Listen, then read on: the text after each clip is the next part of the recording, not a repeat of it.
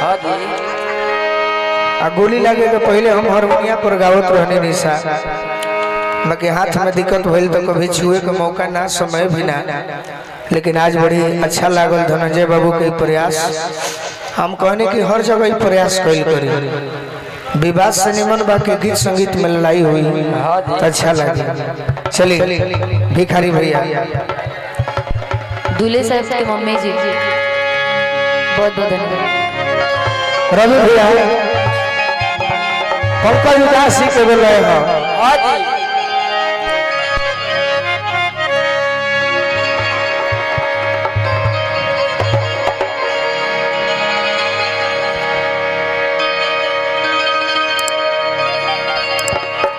अभी हम अपना हाथे धनंजय बाबू एगो शेर लिखले बानी तनी कमे रखा। पहले बहुत कुछ सहले होई, पहले बहुत कुछ सहले होई, तब तो होके कुछ कहले होई। भैया एकरा के अगर तन मनी बोलना दी कि पहले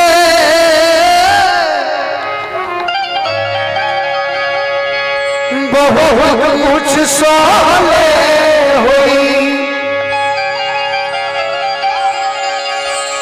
पहले बहुत कुछ सहले होई, तब तो होके कुछ कहले होई।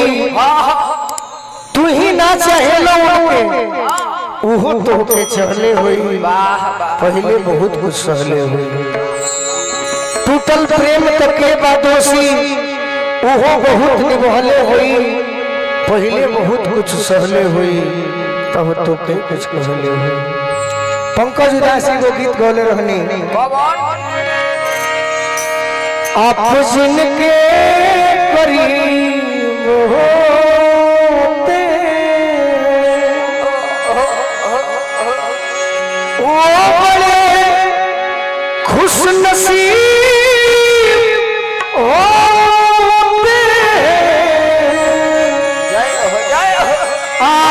जिनके करीब होते। ए पर एगो हम गाना बोले रहे राजन भैया, जिसके घर आईना नहीं होता, जिसके घर आईना नहीं होता, उसका खुद का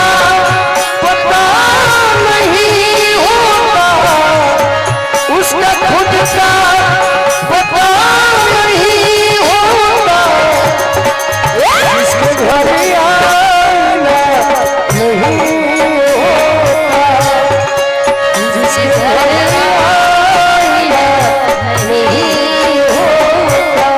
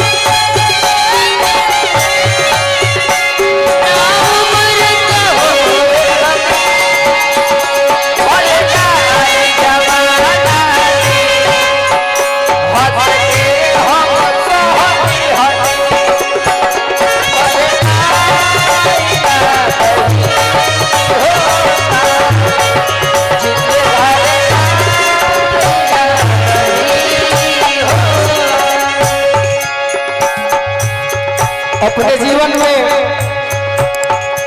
गार्जियन तो बहुत देखनी, बाकी शायद ही हमारा विश्वामित्र चचा से गार्जियन मिली है अपना माने वाला। गायिका भी बहुत अच्छा अच्छा बालो, लेकिन शायद ऐसा समर मित्र ना।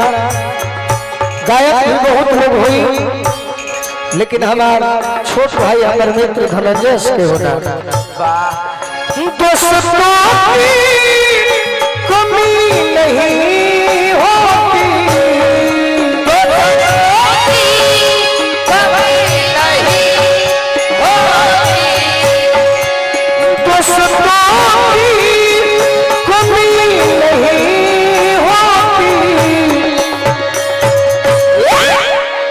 हर कोई आपसा नहीं होता, हर कोई आपसा नहीं होता, उसका खुद का पता नहीं होता, उसका खुद का पता नहीं होता, जिसके घर आईना नहीं होता, जिसके घर आईना नहीं होता।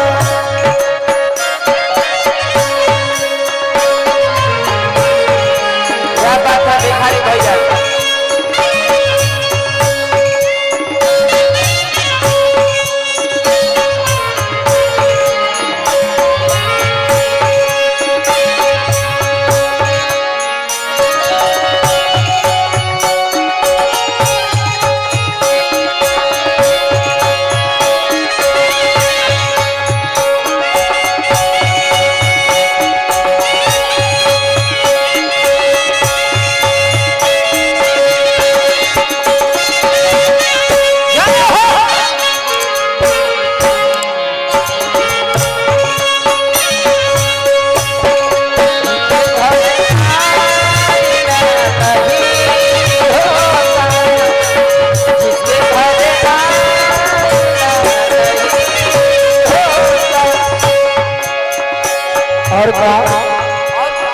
और हर कदम पर खुशी नहीं मिलती,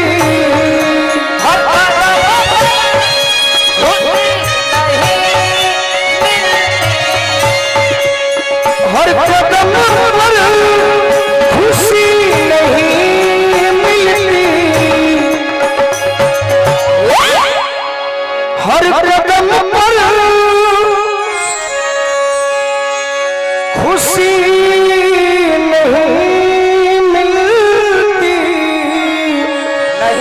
क्योंकि थोड़ा दम भी बुरा नहीं होता, थोड़ा दम भी बुरा नहीं होता, थोड़ा दम भी बुरा नहीं होता।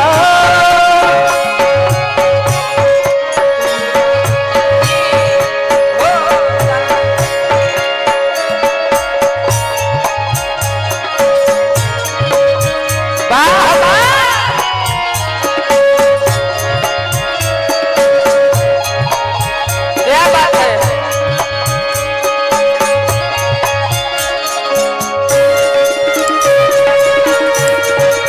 बड़ा रहे बिल्कुल बड़ा। क्या बात है हेटिया भैया। ये देखो बाबा।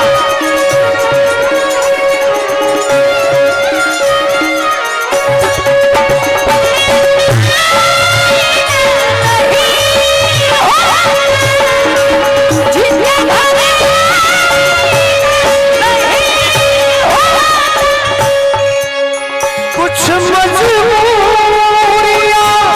भी होती है, कुछ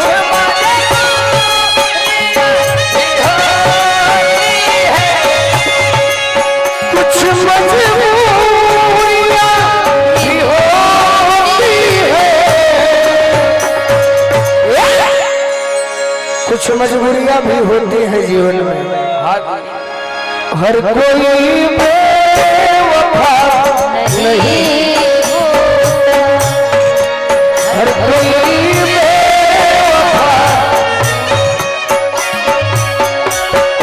हर कोई बेवफा नहीं होता, हर कोई बेवफा नहीं होता, उसका खुद का पता नहीं होता, उसका खुद का पता नहीं होता, जिसके